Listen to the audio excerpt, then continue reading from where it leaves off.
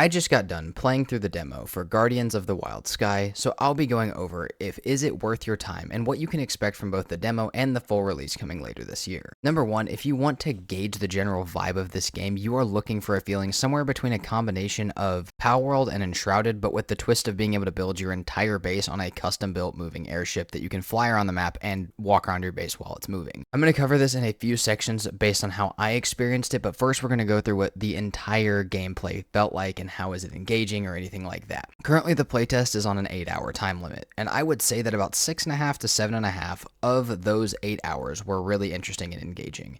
The start of the game is really slow and doesn't have much story or explanation, but once you start to get the ball rolling, it can get really engaging and there's a lot of new stuff to get on and a lot of cool stuff to explore and do. As soon as it gets done explaining the base mechanics and how to capture stuff, how to tame stuff, and gives you time to figure a few things out, it quickly becomes a lot more interesting. Early game around the first 1 to 2 hours consists of learning how to capture and tame guardians, which are pretty much Pokemon or pals from, Palworld or Pokemon, and use them in and around your base as well as in combat. Different ones have different uses, from a glider or a grappling hook to strong combat tames and mounts like dragons. Then, around the middle of the demo, at least for me, is when it starts to switch focus onto a few shallow storylines and building a base with a decent crafting area to deal with what you are given each time you level up and to deal with building up your resources, your weapons, your gear, and all of that stuff. And with the establishment of a base comes the ability to fast travel back to your base and other points on the map, making it much easier for you to travel for further distances and not be in nearly as much trouble if you die. From there, you can start exploring much further out and finding new guardians that further your power and lead you to leveling up quite a bit quicker. Then comes late in the demo when you can gain access to airships, both pre-built and custom, as well as mounts like dragons, the ability to fight bosses, and more islands to travel to that each have their own ecosystems, tames, and resources. And then before you know it, your 8 hours is over and they leave you wanting more. Overall, the game feels really good. However, it is also very buggy. There were a few enemies that fell through the ground while taming, a few features me and my friends could access, but sometimes they couldn't access it, sometimes I couldn't access it, a few assets just going invisible, like, I don't know, my torso, and there was a couple things that the host couldn't do that the rest of the players could. And there was another thing that I will point out later that is to be expected from a game demo, but could also lead to some bad things if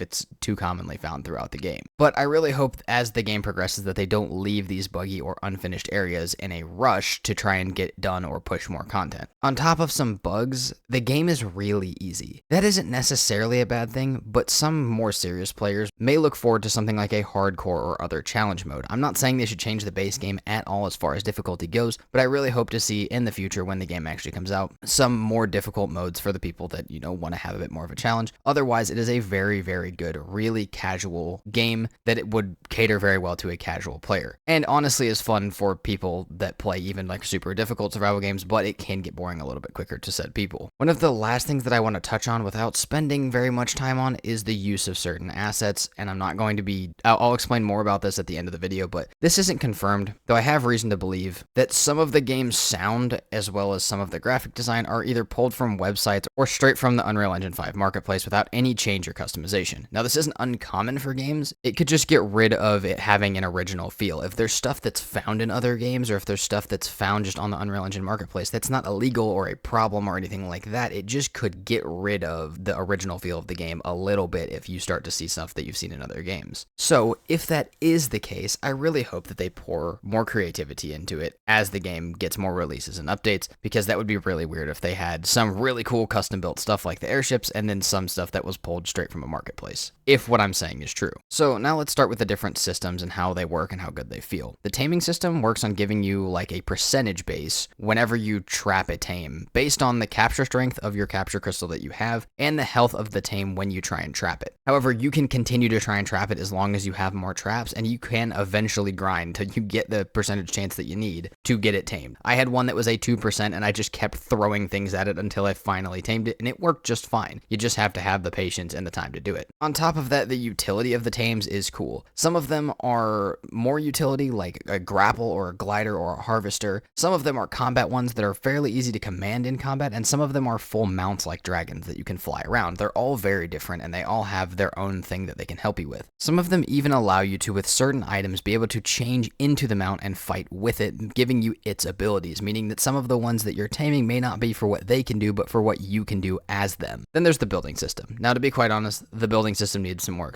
The snap points are weird, the support system isn't super clear, but there are a lot of cool parts, like the airship. Now, the airships come in two different sections or categories. There is a pre-built section, and there is a custom-built section. The pre-built section is ones that are already there for you that you can customize after you build them. The custom-built ones are all of the pieces you need to build your own airship from scratch, which is really cool. You can build an entire flying base from scratch. Both types can be changed or added onto whenever you want, which even includes things like storage, base crafting stations, and combat things like cannons, meaning you can build your entire base on an airship and then fly around the entire map with it. The airship can also be fast traveled to, just like a base, and there also seems to be a future foundation laid for airship combat of both PvE and PvP due to the cannons and wandering NPC ships that you can fight. The mount system in the game isn't super heavily used yet, but it is really cool on the one mount that I was found that I could actually ride, though I'm pretty sure there's like up to 5 or 6 that you can ride right now in the demo. Their attacks are pretty clean, they work pretty cleanly. I really wish you could zoom out on them because some of the models are kind of huge, like the dragon. You can't really zoom out on it. That would be nice, but other than that, it seems fine. So with all of this content, let's talk about the 8-hour time limit. A lot of reviews have said that this isn't nearly enough time, and some people are even finding ways around it to get past that 8-hour time span on their world. But in that 8-hour time span, I was able to build both a custom and a pre-built airship, tame 25 plus creatures, kill a few bosses, build not just my sky base but also my land base, and max my character's level, as well as explore every island that is available in the demo. Now, I'm sure that I didn't explore or tame every single thing that I could have in the demo world. However, 8 hours was plenty of time to play it and experience it and get an idea of it. Why did they put a time limit? I'm really not sure. If they have a cool game and it's got good systems, just limit the content, don't limit the time. I don't know why they do that, but I'm sure that if you do this, that you can get a decent amount done, experience the game, feel the feel of it, get all of the like different things tried out, and it will be worth your time. I don't know why they put an 8-hour time limit, but it is enough time to do a decent amount of things and feel out the game for what it's going to be later. I just really hope they find a way to transfer worlds from the demo to the full release, as I really like my airship and my little base with my friend. If you guys also want to see that entire journey that I just talked about, it will be out on my channel tomorrow. But for now, let's go back to the asset conversation from earlier and what exactly I was talking about. So when playing with my friend, it started storming, and this isn't a normal in a survival game, obviously. However, the sounds and the visuals were really familiar, like way too familiar. And I realized that from my time developing games for fun, that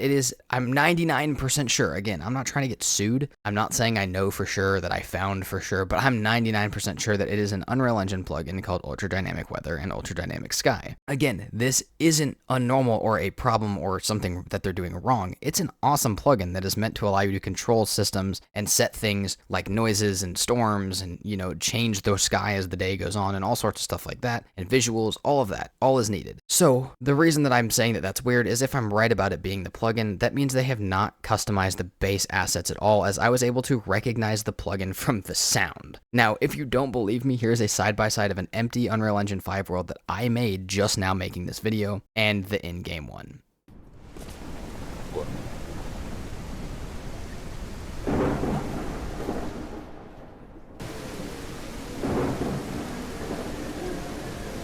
Now, they could be different things, but I'm pretty sure they were pulled from the same place. Now, again, that's not a problem. There were a few other things that I recognized from both other games or other mods that were either really, really similar or very much the same thing, whether they were pulled from a free website or they bought it from somewhere that's another game or mod creator bought it from. It seemed like it was the exact same thing to a T. But again, I could be wrong. Or they could be getting it from a free marketplace, a paid marketplace, or an Unreal Engine 5 marketplace. And again, there isn't anything inherently wrong with devs doing this. And a lot of devs, and there's so many games with stuff like this in it, but there's a chance that it could take away the original feel of the game. If the game has really cool originality to it, and then you start to see and hear sounds from another game that you recognize, it's just weird. It's just going to throw you off. It's going to kind of break the fourth wall and break your immersion a little bit. But again, it could also just be a placeholder for when they're working on the full release of the game while the demo is out. So it's not anything wrong with it, but it's slightly concerning, as I hope they don't just, make a really cool game and then just fill it with a bunch of random random plugins that don't fit together. That's what I'm hoping that they don't do, because some games do it. So overall, for the experience of the game, I know this is going to seem low, but let me explain it. I'd rate it 5.5 out of 10. It's due to the bugs, the lack of content, and the time limit. There were some very unfinished parts. There were some bugs that allowed me to not be able to unlock my map at all, and there was a tame that I really wanted that fell through the map as it was taming, which was ridiculous. However, the excitement for this game, for me personally, and the potential that it has is about an 8 out of 10. If they keep what they've built and keep expanding on what they've built into an entire game that has much less bugs, has much cool original stuff, and has a ton of content spread all over the map, it could be one of my favorite games. It could easily be a lot of people's favorite games, but they still have to do that. So my excitement is very high, and I'm excited to see what they do and announce as this game gets older. Overall, I would give it about an 8 out of 10 for the time worth spent on it. Like, was it worth the time? Yeah, it was worth the time. It was fun. It was cool. It's not the most it's not like satisfactory level engaging where I literally could not get off of it, but it was pretty fun. I played 7 hours of it straight, and after that first hour, it got a lot better. And then specifically, the airship system is a 9 out of 10 with a likely future of getting a 10 out of 10. This is everything that I ever wanted from the Valheim Raft mod, and any other game that allows you to have buildable moving things. Is it a flying airship that you can have your entire base on with very minimal size limits? You could build a ginormous one if you wanted to. And if they continue to add to it, it would be really amazing. The only thing I hope they do not do is something like Valheim, which is build a really awesome original building system that allows for amazing builds, and then don't fill it with enough assets to make it actually cool where you can make unique and amazing buildings in the game. It's a thing that a lot of games suffer. They make this really cool building system, they make this really cool system or something like that, and then they don't fill it with enough assets to make everybody's feel different. You know, Valheim made an entire building system and then gave one type of wall of wood, one type of wall of stone. They have a couple dividers and a couple little things like that, but then you have mod creators putting in the work to add thousands of pieces, and it's like, that should have come from the game devs. That should have come from the really cool, unique building system that was added to the game, and I really hope that they do something like this. They already have good furniture and lighting stuff in it, but I want to see them do more of it, because it would just allow for some of the craziest looking survival bases that have ever existed in any game. And with the talk of modding, that is the last thing I'm going to talk about, is the modding potential, which is really high. This game could have, people could do creature or guardian mods for it. They could do map extension mods. They could do different airship pre-builds that you could just download into the game. And whether that's independent mods or dev-sponsored mods, I really hope that this game can have both a great vanilla feel and a great opportunity for cool mods in the future when it actually comes out. I know it's early to be talking about mods, but seriously, it would be an amazing game to play modded. So that is my thought of it. Like I said, tomorrow will be my entire 7 hours and 55 minutes of me playing it, building my custom airship, and seeing all that stuff. I would highly recommend you guys try it. It's a free demo. It'll be down in the description. It was fun. It was worth it. Play it with your friends. Watch out for some bugs and stuff like that, but please let me know what you think of it. Let me know if you guys have any news about this game when it's coming out, share it in the comments, because not only do I want to see it, but I'm sure everybody else does. I forgot to mention it at the beginning, but I'm currently trying to make it to 25,000 subscribers, and if you guys could help me get there, that would mean a lot to me. Thank you guys so much for watching. Let me know what you think, and I will see you guys tomorrow with the playthrough of it. Peace out.